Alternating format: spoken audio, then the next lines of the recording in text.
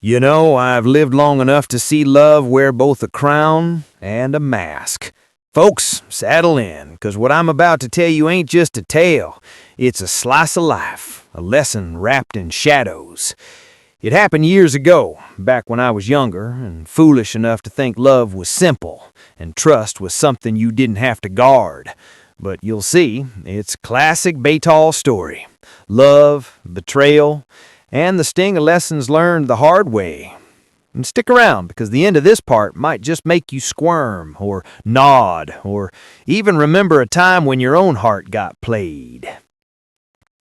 I was living in a small town in New Jersey. Quiet streets, white picket fences. At least that's what it looked like on the surface. But behind closed doors, folks carried secrets. My name's William, but back then everyone called me Will. I worked at a small insurance office downtown, the kind of place where the same people gossip by the coffee machine every morning and know exactly when your cousin's dog sneezed last Tuesday. And there she was, Clara. Clara with eyes like the storm clouds before a summer rain, and a smile that could make a grown man forget his own name. Now, I've been in love before, sure, but something about Clara felt different. She moved into town from Philadelphia, bringing with her a kind of quiet confidence that most folks her age never even dream of. She was in her early 40s, like me, and seemed untouchable. But I was drawn in. And here's where the moral twist starts. Because when you see someone like that, you either respect the distance or you step in, risking everything. So there I was, a man of 48, trying to act like I didn't notice her every Thursday at the local diner. But I did. And let me tell you something. Anyone over 50 knows by the time you've lived half a century, your instincts rarely lie. And mine screamed, Clara was hiding something. But the fool in me, I wanted to see what secret she carried. And that, my friends, is where trust starts to teeter. I worked up the courage one rainy evening to invite her to dinner. Now remember, when I say courage, I mean the kind where your knees shake and you rehearse your words in front of the mirror 3 times before picking up the phone. She agreed, of course. How could she not? The diner was quiet that night, rain tapping against the windows, steam rising from our coffee cups, and we talked. Oh, we talked. About childhood, regrets, dreams, the kind of conversation only happens when you're old enough to understand the weight of words. But here's the thing, and this is a lesson for all of you elders out there. People aren't always who they seem. Clara was charming, witty, thoughtful, but she had a guardedness, a shadow she never quite revealed. And folks, that's the hook, the mystery. You're sitting there thinking, I know where this is going, but you don't, not even close. Weeks passed and we grew closer. Walks in the park, coffee on Saturday mornings, shared laughter over burnt toast and jokes too dry to really make sense. I was falling fast and she seemed to enjoy the company. But as any moral story for elders will tell you, pleasure without caution can be dangerous. And that's when I started noticing small things. Little inconsistencies, stories that didn't quite line up, her avoiding certain questions, a faint tension when her phone rang. One evening, she invited me over to her apartment. Cozy place, soft jazz playing in the background and the scent of vanilla and old books. I thought, this is it. This is what life's been waiting for. And for a moment, I forgot everything. Past heartbreaks, past mistakes, the very lesson life had tried to teach me. Trust is earned, not given. Over dessert, she looked at me with those storm cloud eyes and said something I'll never forget. Will, there's something I should tell you. And right there, my heart skipped a beat. You ever get that feeling? Like the world just slowed down for a second? That's exactly what happened. And I, being the fool I was, leaned in, ready to hear her secrets. She smiled faintly, and her words hit like a quiet thunderclap. She went on. Her husband was abusive, controlling, someone she could never love but couldn't leave. She said she was thinking of leaving him, but every time she tried, he threatened to ruin her life, her job, her reputation. And there I was, an unsuspecting man, caught between desire and the instinct to protect. And folks, that's a dilemma any elder can understand. When love intersects with danger, what do you do? I stayed with her that night, not out of weakness, but out of understanding. She needed someone who could listen, someone who wouldn't judge. And in the following weeks, I became that person. We shared stories, shared meals, shared moments that felt like life itself was whispering secrets to us. But the tension never left. I knew there was a line, one misstep, and it would all crumble. Now, here's the kicker. One evening while she was at work, I noticed something odd. A man's car parked outside her building, a car I had seen before, shadowing her in the mornings. Curiosity and concern, you understand, got the better of me. I followed it, discreetly, trying not to seem obvious. And what I saw, well, let's just say, it changed everything. He met another woman downtown, not Clara's husband, mind you, someone else entirely, a secret life. And that, my friends, is the twist you don't see coming. Clara wasn't lying about her husband, but there was more than one layer of deception. And that's the lesson here. Betrayal isn't always obvious. Sometimes it hides in the details, in the little stories we choose not to share, in the things that don't quite line up when you look closer. I confronted her that night, not angrily, not with judgment, but with truth. And her reaction? A pause, a silence, and finally, tears. She admitted it. She'd been protecting herself, yes, but also keeping secrets that could destroy the fragile trust we'd built. And that's where the story really begins, folks. Love, betrayal, and the choice between forgiveness and self-preservation. We had a long conversation that night, sitting in her living room, the rain outside, the city lights casting shadows across the floor. She cried, I listened, and somewhere in that room we understood that love wasn't simple, it wasn't neat, it didn't come with guarantees, but it was real. And in that moment, I made a choice that would shape the rest of my life, and frankly, a choice that would lead to consequences neither of us could have predicted. I won't tell you yet what that choice was. No, that's for the next part, and let me tell you, you'll want to be there, because it's where betrayal starts to twist into something deeper, more dangerous. And for all of you watching, wondering if this is just another moral story for elders, you're about to see just how slippery the line between love and revenge can be. So, as we close Part A, remember this. People are complicated. Secrets aren't always evil, they're survival. And trust? Well, trust is a luxury that only the brave or the foolish can afford. Stay tuned, because the next chapter isn't just about love or betrayal, it's about choices, consequences, and the clever little twists that life throws when you least expect them. And here's your call to action, friends. If you've ever had your heart twisted in ways you didn't see coming, if you've ever wondered who to trust, or if you simply enjoy a suspenseful tale for adults, hit that like button, share your story in the comments, and don't forget to subscribe. Because Part B, oh, it's going to unravel in ways that'll make you question everything you thought you knew about love, loyalty, and life itself. That choice I made that night, whether to forgive, to confront, or to step back, wasn't just personal. It set a chain of events in motion that none of us could have predicted. And the real twist, it would involve someone I never suspected, and a betrayal that cuts deeper than any love lost. When I woke up the morning after that long conversation with Clara, the house felt different, heavy, like the air itself was warning me that something had shifted. You know that feeling when you walk into a room and even the walls seem to hold their breath? Yeah, it was one of those mornings. And for anyone over 50 who's seen life's sharp edges, you recognize it immediately. Trouble's coming, and it's wrapped in disguise. I hadn't yet made my choice, whether to step back or move forward, but I knew one thing.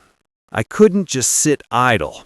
The threads of trust we'd woven, fragile as they were, had begun to fray.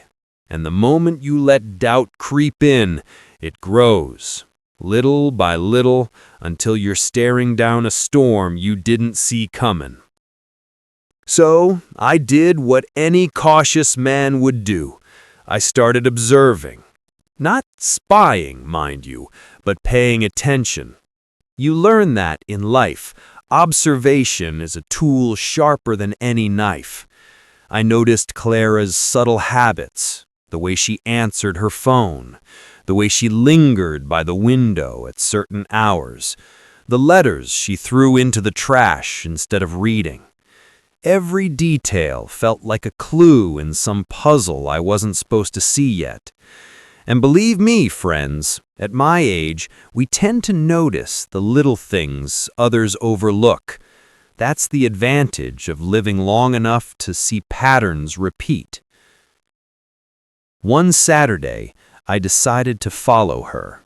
Not recklessly, but cautiously. She drove to the outskirts of town, somewhere near the old mill, a place I'd passed hundreds of times, but never really noticed.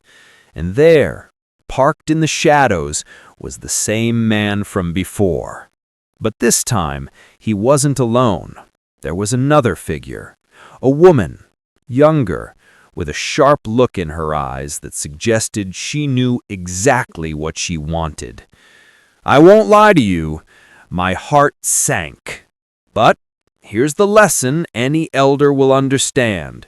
When betrayal lurks, clarity is born in silence, not panic. I watched, waiting, and what I saw made me realize just how complicated life and love can be. The man handed something to the younger woman, something that looked important. Not money, not jewelry, but documents. Papers that might as well have been fire to a house already burning. I drove home slowly, trying to piece together the puzzle without letting my mind spiral. Clara had hidden a life I hadn't imagined, and I began to understand that her vulnerability, her trapped wife story, wasn't the whole truth. That, my friends, is the kind of twist that turns a moral story for elders into a suspenseful tale for adults. You think you're seeing the edges of the story, and then bam, the picture changes entirely. That night, over coffee that tasted more bitter than usual, I asked her directly, "Clara, I need to know. Who is he, and why was he meeting someone else?"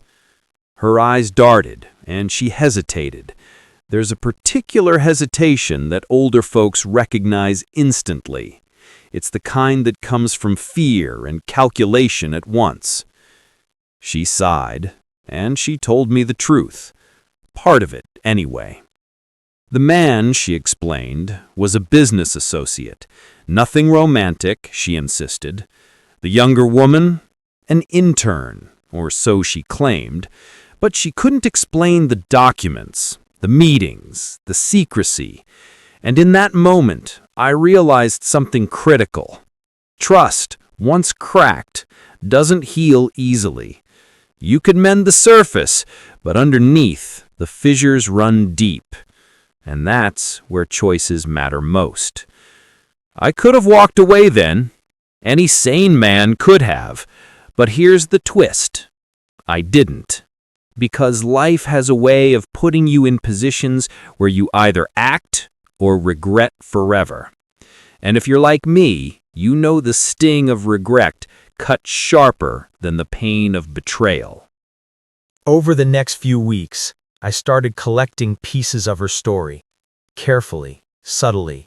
Phone records, small conversations with mutual friends, things that would have seemed trivial if I weren't paying attention. And slowly, a picture formed. Clara was not entirely truthful, but she wasn't a villain either. She was a survivor, dancing on the edge of multiple traps, trying to navigate a life that had more shadows than light. And that, my friends, is where the moral dilemma lies. Do you punish someone for self-preservation, or do you forgive and risk your own heart being played? I wrestled with that every night, staring at the ceiling, coffee cooling in my hands, thinking of all the mistakes I'd made in love before. Then came the incident. One evening, Clara called me frantic. Her voice, usually composed, trembled. "Will, I need your help. Now." I drove over immediately, feeling the tension in the air like static before a storm. When I arrived, I found her apartment broken into. Papers scattered, drawers open, her laptop gone. And that's when I noticed something subtle, a clue left behind, a business card tucked under the doorframe. The same man. But why leave a card in a scene like that? It was taunting, deliberate. I realized then, the betrayal wasn't just personal. It was professional, legal, and potentially dangerous. And Clara, sweet and stormy Clara, had underestimated the consequences. That, my friends, is where suspense deepens. It's not always the lover who betrays, it's the world, the circumstances, the hidden agendas that turn life into a series of traps. Now, here's the moral twist, the real lesson for anyone over 50 listening. Revenge isn't always about anger. Sometimes it's about strategy. It's about understanding who's involved, what's at stake, and when to act. And believe me, in that moment, I knew action was required. Not reckless action, but calculated, deliberate, clever action. I started small, asking questions discreetly, talking to neighbors, checking cameras, every step careful, every move measured. And slowly, the pieces fell into place. The man wasn't just involved in Clara's life, he was part of a network that manipulated, threatened, and controlled. And she, in all her bravery and charm, had walked into their shadow without realizing it. And that's the thing about life, folks. Love can make us blind, but age, experience, and a little bit of cunning, that gives us sight where others fail. I had choices. I could protect her, confront him, or step aside entirely. And any one of those choices would have consequences. One evening, I confronted Clara again, gently, firmly. "We need a plan. This isn't just about us anymore. This is bigger." She looked at me, fear and relief mingling in her eyes. "Can we trust anyone?" she whispered. I smiled faintly. The kind of smile you give when you know the world isn't simple, but you're ready to face it anyway. "We trust each other," I said, "and that's a start. But we move carefully. One wrong step, and it's over." And here's your first subtle cliffhanger for part B. That night, as I left her apartment, I noticed a shadow following me, a figure in the distance, unidentifiable, yet unmistakably watching me. And for the first time, I realized this story isn't just about love and betrayal.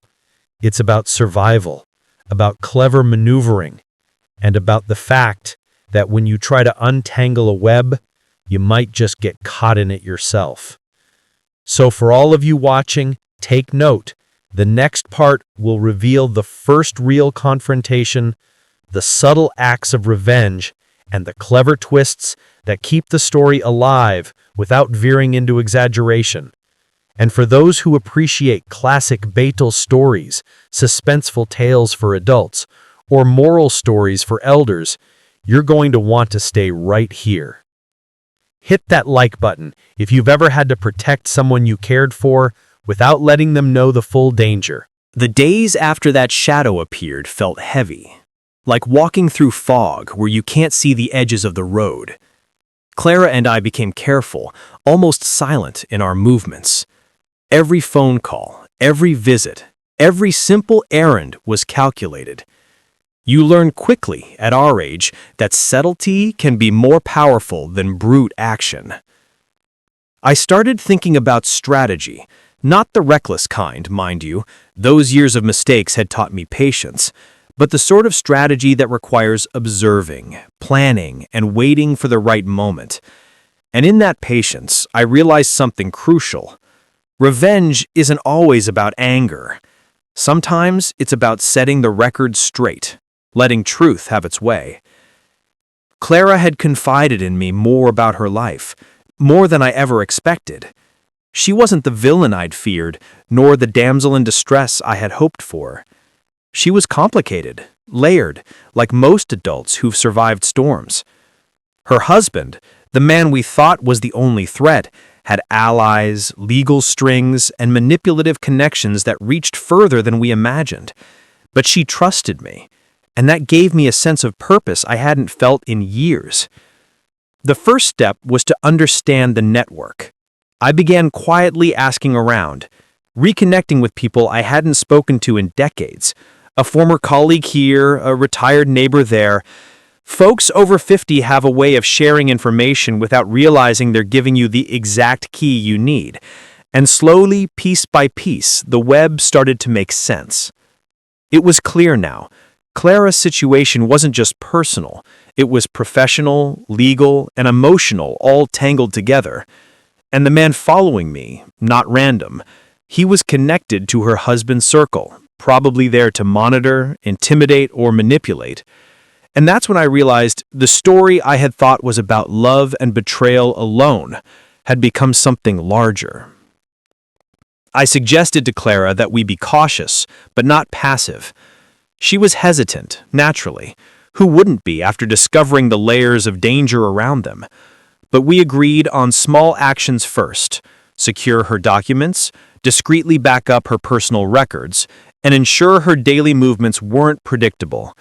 In other words, survival before confrontation. And as any elder knows, patience in these matters is a weapon sharper than youth and anger combined. Then came the first tangible act. One evening, I spotted the same shadow again, lingering near her apartment, not close enough to identify fully, but too deliberate to ignore. I followed at a distance and discovered he was meeting with another man outside a small cafe downtown. They spoke quietly, papers exchanged, then left. I made mental notes of the car, the faces, even the time, small details that could be critical later. That night, over a simple dinner, I shared what I observed. Clara's initial fear softened into a mix of relief and gratitude. She realized, as I did, that doing nothing wasn't an option. And from that understanding, a plan began to form. Not a reckless plan, but one that required careful thought and moral judgment. We decided on small but strategic moves. First, I created a timeline of Clara's husband's associates, tracking patterns, habits, and vulnerabilities. Then, we slowly began to gather evidence of the hidden manipulations. Each day felt like a delicate balancing act. Intervene too soon and we could provoke retaliation. Wait too long and the opportunity might vanish. That's the kind of tension that makes a suspenseful tale for adults so gripping. One week, we intercepted a phone call from the husband's associate. A mistake, minor in his eyes, but revealing in ours. He mentioned plans that would threaten Clara's independence, things she hadn't even considered yet. That's when the moral dilemma hit hardest.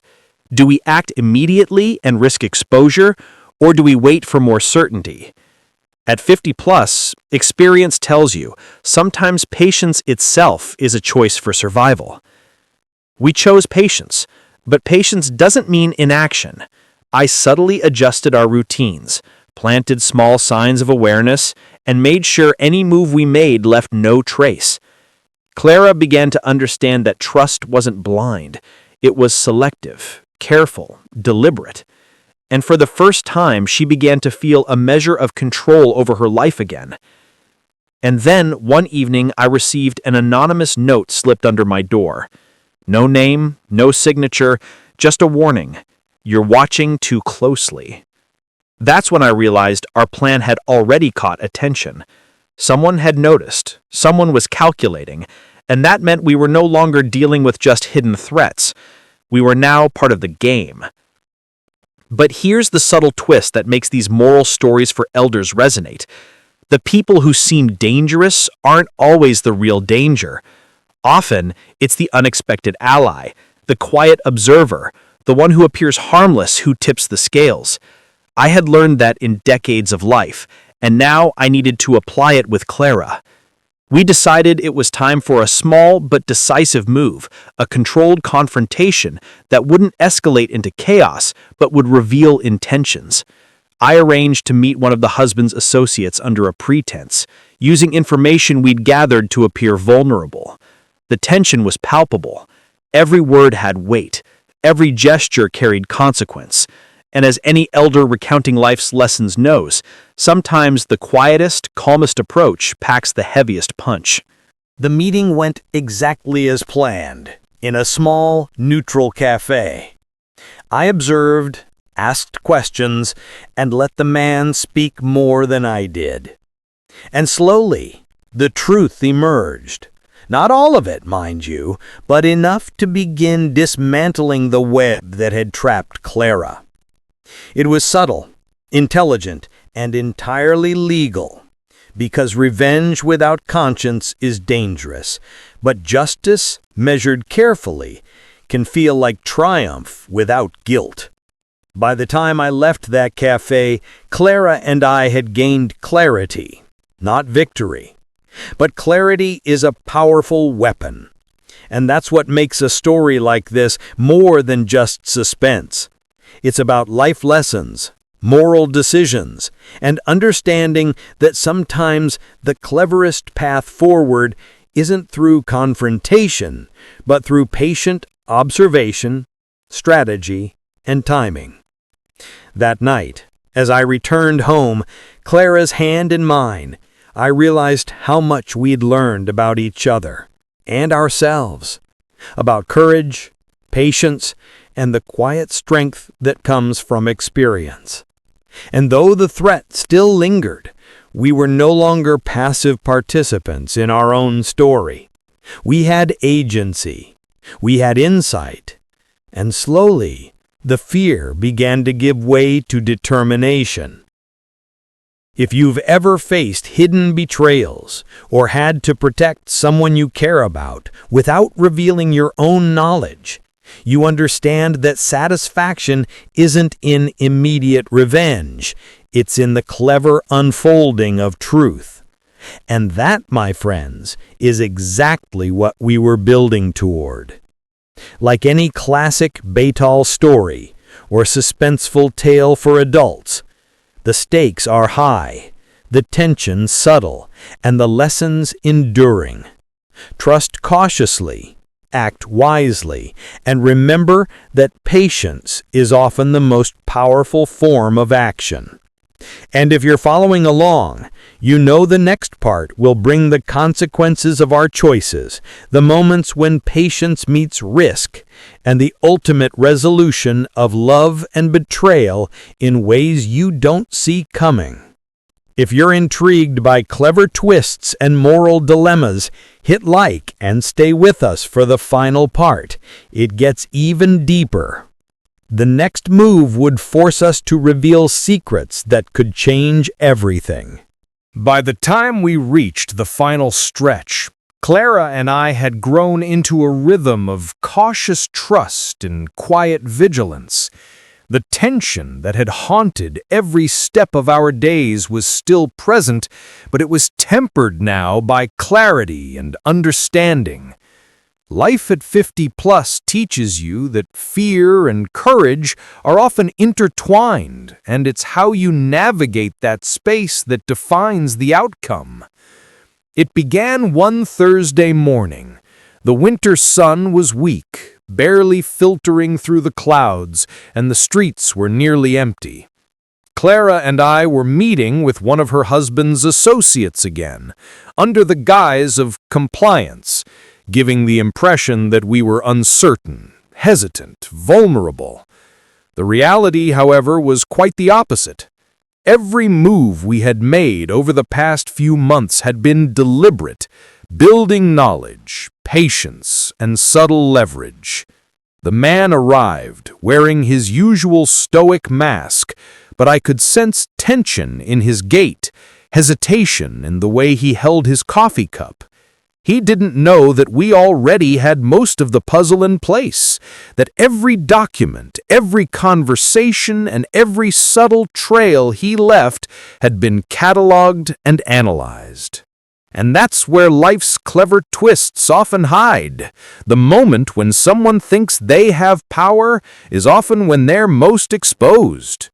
I started the conversation gently, letting him reveal more than he realized, asking open-ended questions, nodding with calm interest. Clara stayed silent, observing, weighing, learning. She had grown so much, resilient, wise, careful, but also willing to face reality head-on. And in that moment, I understood why elders often say that experience matters more than strength. The quiet patience of age is a weapon younger people seldom appreciate. Then came the subtle move that set everything in motion. I mentioned a specific detail from one of his previous meetings, something he had assumed we never knew. His eyes flickered, a micro-expression barely noticeable to most, but to someone who has watched life closely, it was all the confirmation needed. The man's subtle reaction told us everything. He knew we had leverage, and that leverage gave us options we hadn't had before. Clara and I decided it was time to confront the heart of the betrayal, the hub of the tangled web.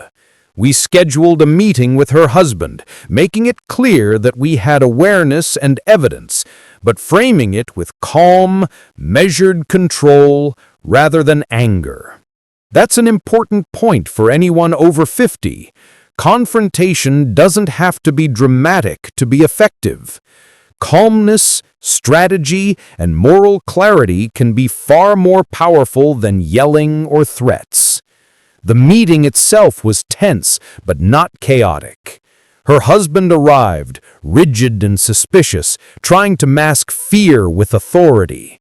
I could see him calculating, weighing options, testing our reactions, and Clara, who had once seemed fragile, now held her ground with quiet strength. She explained the facts we had uncovered, laid out the inconsistencies, and calmly asserted boundaries. I added details I had observed, reinforcing the reality without aggression. The tension in the room was thick, but over the course of the conversation, it became clear that the moral weight of truth was on our side. The husband realized that continued deception was no longer sustainable, and that control through fear was slipping from his hands. And here's the lesson. Justice doesn't always come from punishment. Sometimes it comes from the clarity of truth and the courage to present it calmly, strategically, and without malice. By the end of the meeting, arrangements were made. Legal, careful, precise. Clara would have independence, safeguards would be implemented, and the network that had manipulated her would be neutralized without unnecessary conflict. It wasn't a dramatic revenge story, but a real resolution, grounded in patience, intelligence, and moral clarity. And that, my friends, is what makes a classic Baital story resonate with elders. It's believable, reflective, and leaves you with a lesson rather than just shock. Afterwards, Clara and I walked in the park, the snow beginning to fall lightly around us. She turned to me, eyes soft but bright, and said something I'll never forget.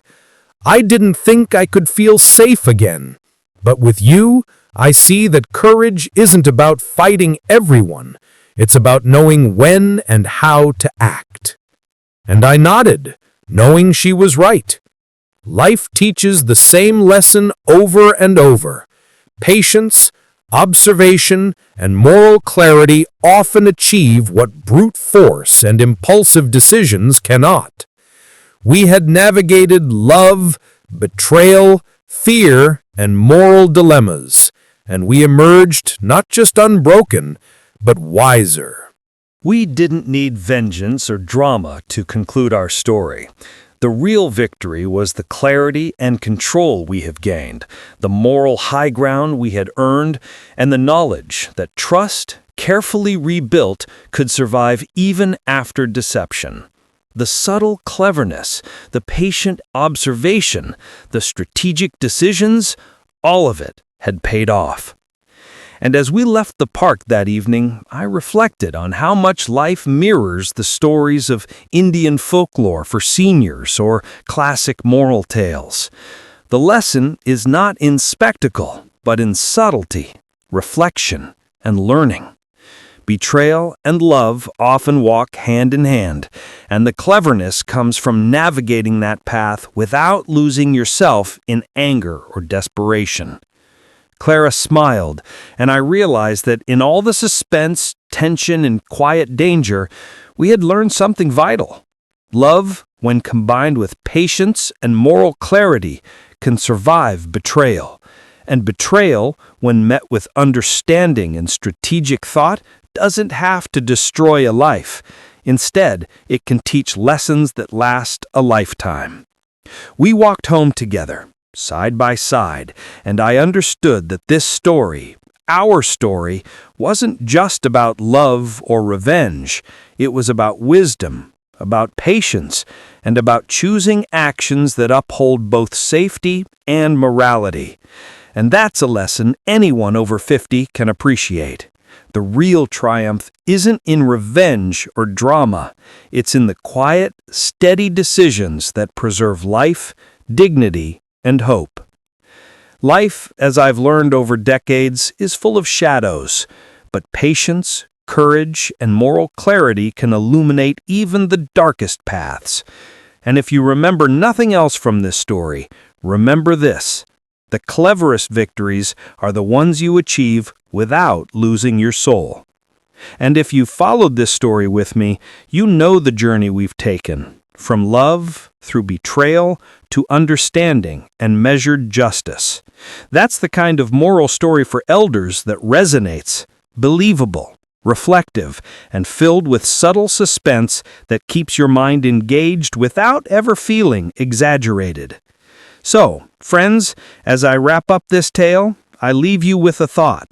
Trust wisely, act patiently, and remember that life's twists, though unpredictable, are always surmountable when guided by experience, observation, and moral clarity. If you enjoyed this story and its lessons, hit like and share. It helps others learn that clever patience beats impulsive revenge. Some secrets fade, but the lessons remain forever.